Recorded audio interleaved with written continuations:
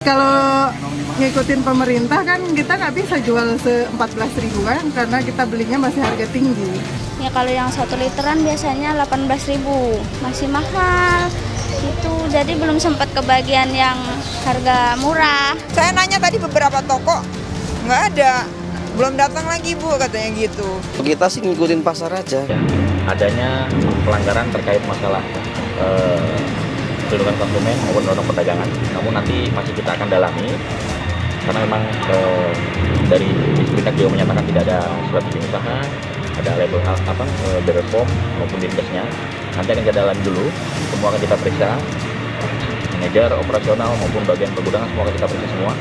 Kami sampaikan bahwa semua aset ya, baik aset berupa dana yang telah ditelusuri aliran dananya maupun berupa fisik dengan tindak pidana yang dilakukan, pastinya akan dilakukan penyitaan oleh penyidik. Seharusnya pencegahan ini dapat dilakukan terlebih dulu oleh Kementerian Perdagangan ketika early warning system mulai bekerja. Pokoknya kamu nggak kasih yang domestic market obligation 20%, dia nggak dikasih izin ekspor. Yang jelas beberapa rekening telah dilakukan blokir.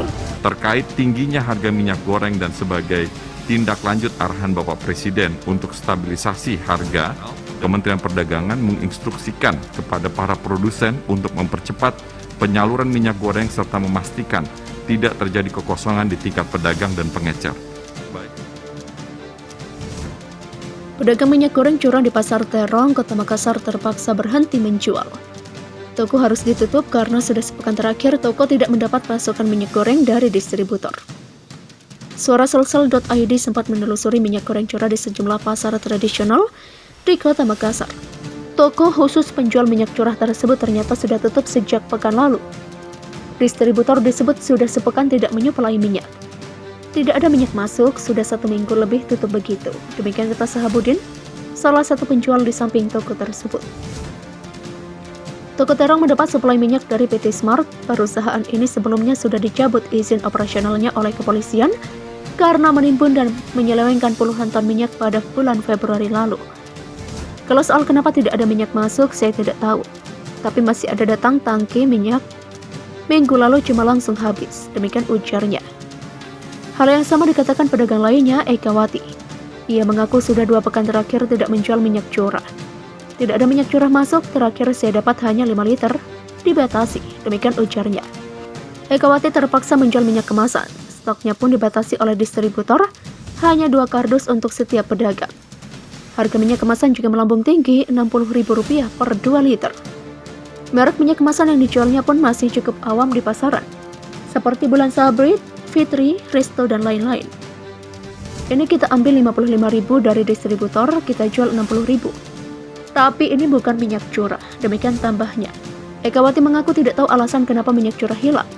Namun mereka tak mendapat suplai dari distributor sejak subsidi minyak dicabut pemerintah.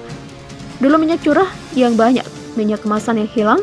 Sekarang minyak kemasan banyak, minyak curah yang hilang. Saya juga tidak tahu karena distributor hanya bilang tidak ada stok, demikian keluhnya. Masalah yang sama dihadapi pedagang eceran di pasar Pabaeng-Baeng, Kota Makassar. Mereka sudah hampir 2 pekan tak menjual minyak. Biar dipenjual mana dicari, minyak curah di pasar ini tidak ada yang menjual. Semua jual minyak kemasan. Demikian kata salah satu pedagang, Asriani.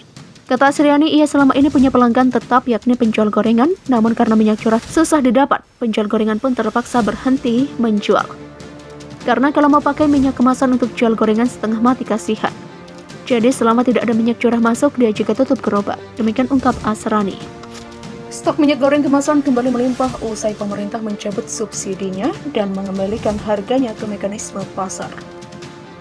Melihat kondisi itu, Wakil Ketua Komisi 4 DPR RI Deddy Mulyadi menyinggung kemungkinan adanya peran mafia saat terjadi kelangkaan minyak goreng beberapa waktu lalu. Ini kelangkaan minyak goreng harus segera diteliti dan ditindaklanjuti. Siapa pelaku mafia minyak goreng sebenarnya? Publik harus tahu para pelakunya. Demikian kata Deddy Mulyadi pada Minggu 20 Maret 2022. Deddy Mulyadi menyinggung kemungkinan adanya mafia karena saat pemerintah mengatur harga, terjadilah kelangkaan minyak goreng di hampir seluruh daerah di tanah air. Ketika harga tidak lagi diatur oleh pemerintah, diserahkan ke pasar secara tiba-tiba minyak goreng, stok melimpah di pasaran.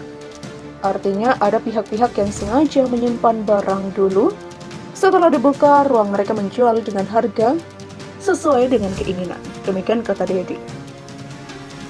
Menurut dia, pihaknya sebelumnya telah mengusulkan pembentukan panitia khusus atau pansus yang fokus menelusuri pada permasalahan minyak goreng. Hal itu pun sudah disetujui melalui rapat gabungan komisi beberapa waktu lalu. Ia memandang perlu penelusuran terhadap kelangkaan minyak goreng yang terjadi di hampir seluruh daerah di Indonesia. Dengan demikian bisa dipastikan apakah ada peran mafia atau tidak. Dikatakan pula bahwa langkah tersebut harus segera dilakukan agar negeri ini terbebas dari para mafia yang mengambil keuntungan pada saat rakyat menderita. Diharapkan juga agar pansus nantinya mampu mencegah kasus serupa terjadi terhadap sejumlah bahan pokok lain. Ini agar negeri ini tidak dimainkan oleh orang yang ambil keuntungan di atas penderitaan rakyat. Masa negara kita kalah oleh mafia, demikian katanya. Fenomena kelangkaan minyak goreng mendorong warga untuk panik buying sehingga mendapat pilihan untuk menimbun barang langka itu. Kesempatan masyarakat yang didapatkan saat ini mendorong untuk melakukan panik buying, bahkan membeli dengan jumlah yang melebihi kebutuhan. Padahal menurut hasil riset, per orang hanya membutuhkan 0,8 sampai 1 liter saja untuk kebutuhan dalam 1 bulan. Artinya kini banyak rumah tangga yang menyetok minyak goreng.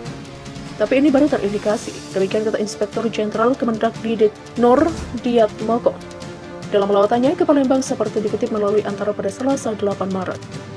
Didit memastikan saat ini produksi minyak goreng sudah mendekati kebutuhan dalam negeri, sehingga kelangkaan minyak goreng seharusnya teratasi pada akhir Maret 2022. Aktivitas dari produsen minyak goreng di Sumatera Selatan saat ini sudah hampir memenuhi kebutuhan konsumsi di daerah itu. Pun apabila terdapat selisih diperkirakan hanya kisaran 10%. Saat ini, langkah tepat pemerintah adalah melakukan operasi pasar sembari menunggu harga stabil. Dalam operasi pasar itu, masyarakat dapat membeli minyak goreng dengan harga sesuai HET atau harga eceran tertinggi. Adapun HET minyak goreng kemasan premium dapat dibeli dengan harga Rp14.000 per liter, minyak goreng kemasan sederhana dengan harga Rp13.500 minyak goreng, dan minyak curah dengan harga Rp11.500 per liter. Harga itu sudah ditetapkan dan mulai berlaku sejak 1 Februari 2022 lalu.